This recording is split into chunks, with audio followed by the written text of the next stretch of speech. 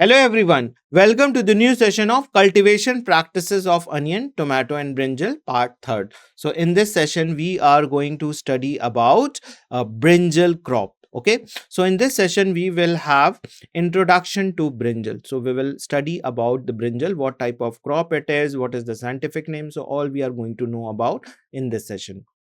Then we will study about different varieties of brinjal. So what type of varieties that are grown in our country, we will know about that.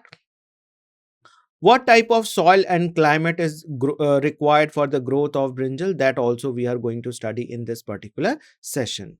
Then there will be field preparations, how to prepare the field for the growth of brinjal, and nursery raising. So before this, the plants is raised in the nursery and then it is transplanted to the land. So all those things we are going to study in nursery raising and transplanting and spacing. Then there will be harvesting and yield related to this particular crop. So the brinjal. So brinjal is one of the most common and the popular vegetable crops grown in the northeast India. So in the northeast India, this particular crop is very important and it is very famous also. So it can be grown in almost all parts of this region round the year except at the high altitude. So at high altitude, very high altitude, this plant is not grown because the climate is not suitable for the growth of this particular plant. Otherwise, it is grown in almost all the regions of the northeast India, right? This is not only the northeast India, in the north region also, this is very important. So in brinjal, two main fruit types, namely round and long, are cultivated. So two types of brinjals we can see. Generally, we can see here in plains also, round type of brinjals and long, right? So two are cultivated. So the varieties found suitable for this regions are as follows. Round. So round, if we talk about the round varieties of the brinjal, then the first one is the Pusa purple round. Pusa purple round, and Panth Rituraj, Arka Navneet. So these are the three very important round varieties of the brinjal. What are those? Pusa purple round, Panth Rituraj, and Arka Navneet. Okay. Now there are long, means long shape brinjal. So the varieties of this are Mega Brinjal L, that is RCMBL, Pusa purple long. Okay, so this was the round, Pusa purple round, and here it is Pusa purple long. Long, in the long also we are some more varieties, that is the Pusa purple cluster. Pusa purple cluster, this is another variety for the long brinjal. Pusa Kranti, another varieties.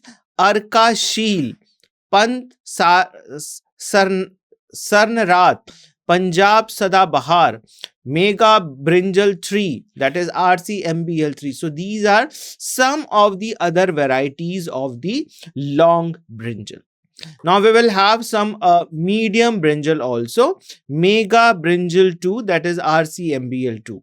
So this is the medium shape brinjal, not very long or not very round, medium shape. So here is the, you can see the picture of some of the varieties of the brinjal. Pusa purple cluster, right? Pusa Kranti. Mega Brinjal 1, RCMBL1, this is the long variety. Again, Pusa purple round, this is the round variety. And here is the Pant Sarnath, again Sarnath, that is again a long shape. And this is a Mega Brinjal 2, RCMBL2, that is the medium shape brinjal, not very round or long, and even not very short or not very big. So this is the medium shape brinjal varieties. Soil and climate. What type of soil and what type of climate is required for this particular crop? So brinjal can be grown on all kind of soil. Generally, well-drained silt loam and the clay loam soils are preferred. So this can be grown in the all all the type of soil, whether it is a well-drained silt loam or the clay loam. So these are the best grown soil in which the brinjal can be grown. And what are those? Well-drained silt loam means the water should be there in the silt loam. And the second is the clay loam soil. Okay, it is a warm season crop and susceptible to severe frost. Warm season crop, this means it is grown in the very warm season, and susceptible to the severe frost also. Climatic conditions are especially low temperature during the cool season is desirable for the successful brinjal production. So for the best growth or the best production of the brinjal, so this is uh, climatic condition that is required, that is quite low temperature during the cool season.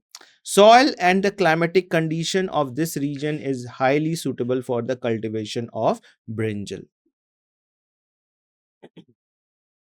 Field preparation. Now before cultivating, the field should be prepared.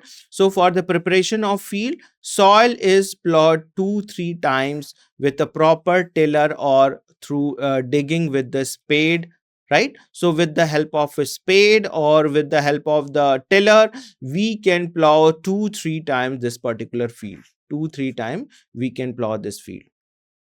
Planking is done during the last plowing to make the soil bed friable for sowing and transplanting. So planking, before after the tilling, the next stage is the planking, and this is done during the last plowing to make the soil bed friable and sowing and transplanting. Raised bed 1 meter wide, 4 to 5 meter long and 30 centimeter above the soil are prepared. So this is the raised bed. The bed should be raised above the ground. So 1 meter wide, right? This is the width, 1 meter, and 4 to 5 meter long, 4 to 5 meter long, and 30 centimeters. So this is the 30 centimeter, that is the height from the ground. So this is the raised bed field. This is the field preparation. 500 to 600 gram per hectare. This is the seed rate, right? For 1 hectare of land, you require this much amount of seed, that is 500 to 600 gram. Sowing time. In the northeast hill region, the condition brinjal can be grown round the year, and the main sowing season being during July to August. So July to August season. In this particular season of the northeast, this is the best time for the sowing the seed. For the second crop of brinjal, seeds are sown from March to April. Now there is again another season for this particular crop, and that is for the month of March to April. The first is July to August. Nursery raising. Seedlings are grown on the raised nursery bed of 15 centimeter height. So from the 16, if the seedlings are in the stage of 15 centimeter at the height, right? So that is the best time for growing the seedling in the uh, uh, land. So the width of the nursery bed should be not capped more than 1 meter and the length as per the convenience. So it should not be more than 1 meter and the length as per the convenience. The beds are dug and mixed with farmyard manure at 4 kilogram per meter, and it should be leveled as well. Before sowing, the nursery beds are drenched with diethane M45 3 gram per meter square or Bavestine 2 gram per meter square to reduce the incidence of damping off. So these chemicals are treated, that is the diethane M45 and Bavestine. Okay, so this generally do it minimize the damping off. Damping off is one of the very important disease that occur in this particular crop, right? Rows are made 5 centimeter distance along the width of the bed, which help them of bamboo stick. So we can have this raising of this plant by with the help of bamboo stick. So rows are made of 5 centimeter distance along the width of the bed. Sieved farmyard manure is applied on the prepared bed, and the seeds are sown in line and covered with the sieved farmyard manure or the sand. So, this farmyard manure is very, very important. So, while preparing the seed bed, that should be applied properly. And when the seeds are sown in the ground, right, after that, this farmyard manure is used to cover those seeds, or with the help of sand, also we can cover the seeds which have been sown in the ground. This is we are talking about the nursery. Seven dust is mixed with the seeds to control the ants. So this is a particular dust because brinjal seeds are eaten by the ants. So to avoid the infection or to avoid the attacking of the ants on the seed, we can add the seven dust to avoid and to control the ants, right? So this is very, very important. Nursery raising farmyard manure is applied in the ground when the seeds are sown, and when the seeds are sown, it should be covered with the farmyard manure or with the help of sand. Seven dust is mixed with the seed to control the ants. Nursery bed is covered with the dry grass. So when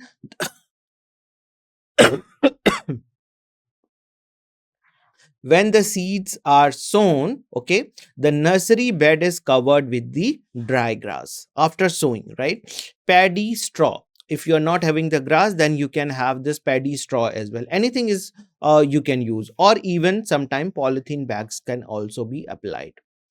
3 to 5 days to induce early germination of the seed, because when you cover it with the grass, when you cover it with the straw, or when you cover it with the polythene, it maintain the temperature that is very suitable for the growth of the seeds, or you can say the seedlings comes out from the seeds because of that maintained temperature. And also the water will not evaporize, so the water will be there, and that is very crucial for the germination of the seeds. Soon after the sowing, the beds are irrigated with the water, and light irrigation should be given even after morning and evening till germination. So that up to till germination, the means the seeds has not been germinated yet, but still a light irrigation morning and evening can be given. Not means should not fill the all land with the water, but yes, a sprinkle of water you can give that. The cover is removed immediately as soon as the sprouts comes out. So when there is a seedling is done, you can remove these color dry cover, these dry grasses or the paddy straw or the polythene bag, whatever you have applied. Right. So this is very, very important. That is in we have discussed in the nursery raising, that when the seeds are sown in the ground, right, it is covered with the farmyard manure, then you can water it, right? Sprinkle light irrigation, not very heavy, light irrigation, and then it should be covered with the grass, paddy straw, or any polythene bags, right? Because it maintain the temperature, and it also do not allow the water to evaporate, right? And once the germination is done, when you see the sprouts are coming out, okay, the seeds of germination has been taken and the sprouts are coming out, you can easily at that time you can easily remove this dry grass, paddy straw, or polythene.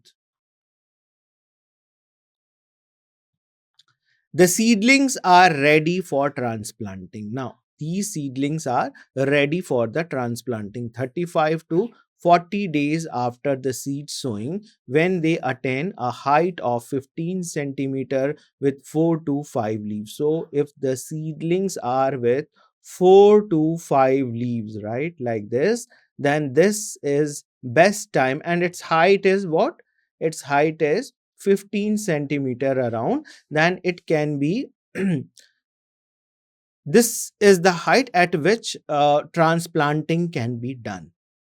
And usually the spacing for the bushy non-spreading type should be 50 to 60 centimeter in both the ways, and for spreading varieties row to row distance should be 75 to 90 centimeter, and the plant to plant distance is 60 to 70 centimeter.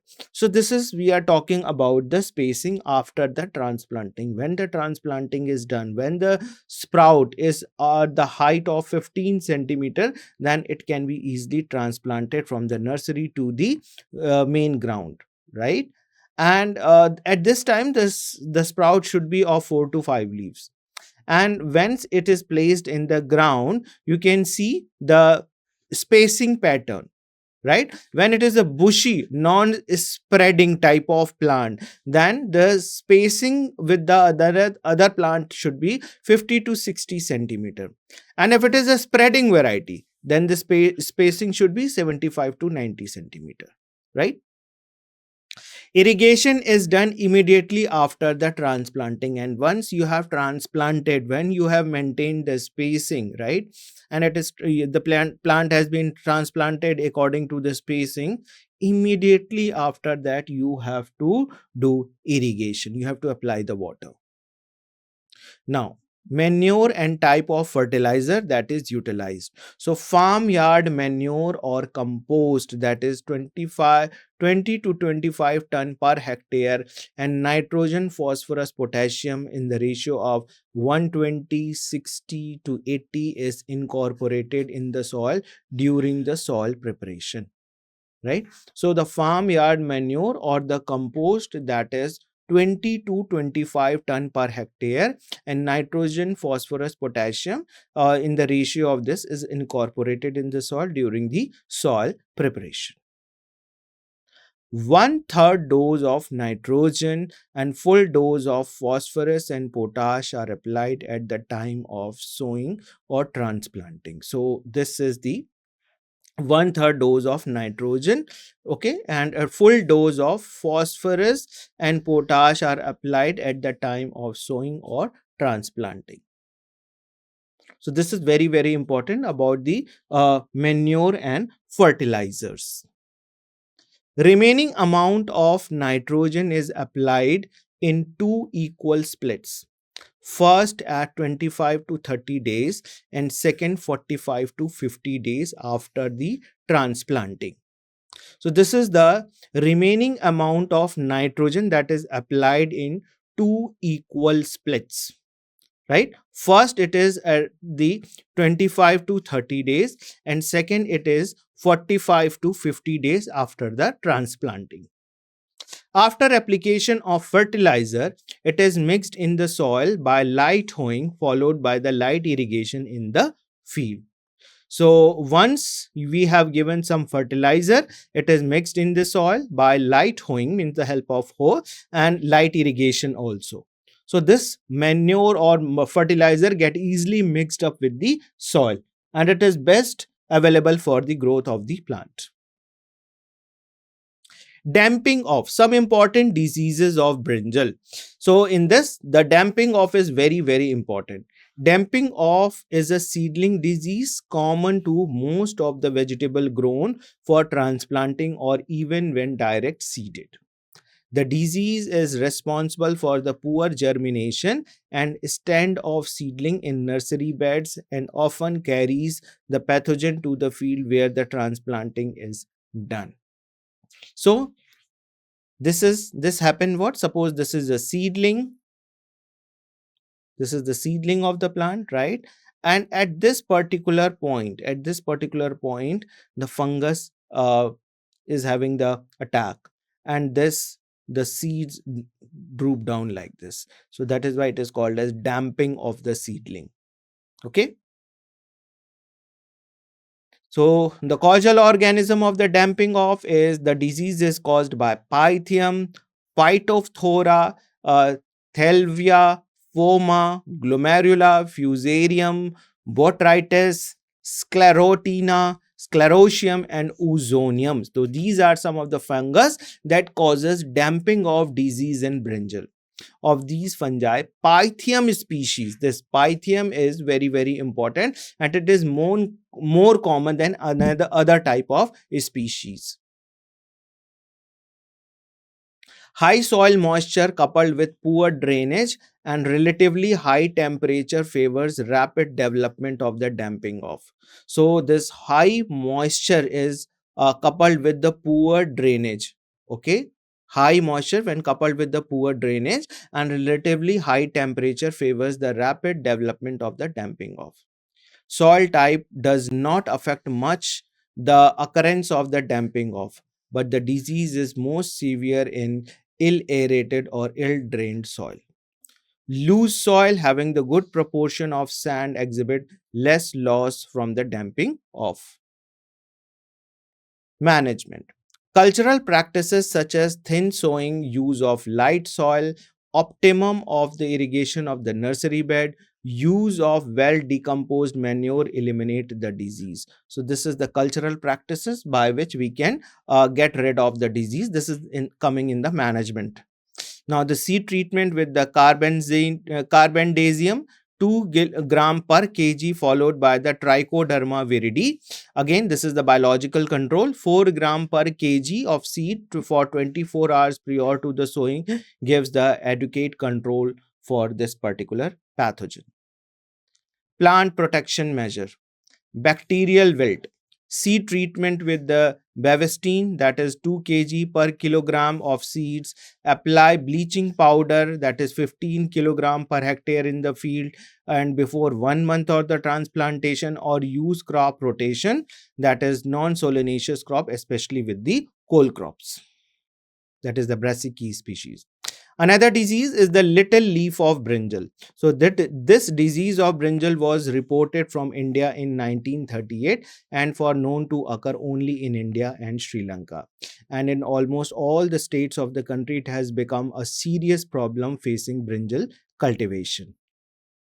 The yield loss is 100% in the diseased plant. So this is one of the very important type of disease occurring in the case of brinjal. Little leaf was first considered a disease caused by the virus. In 1969, it was attributed to the mycoplasma-like organism closely related to the ester yellow and the curly top. It is a sap transmissible disease. Management. The severity of the disease can be reduced by the destruction of affected plants and spraying of the insecticides. New crop could be planted only when the diseased plant in the field and its neighborhood had been removed. Cultivars such as Pusa purple cluster, Arkashil, Manjira Gota, Banaras giant show the moderate resistance to the resistance of the field. So this is all about this session. Thank you very much.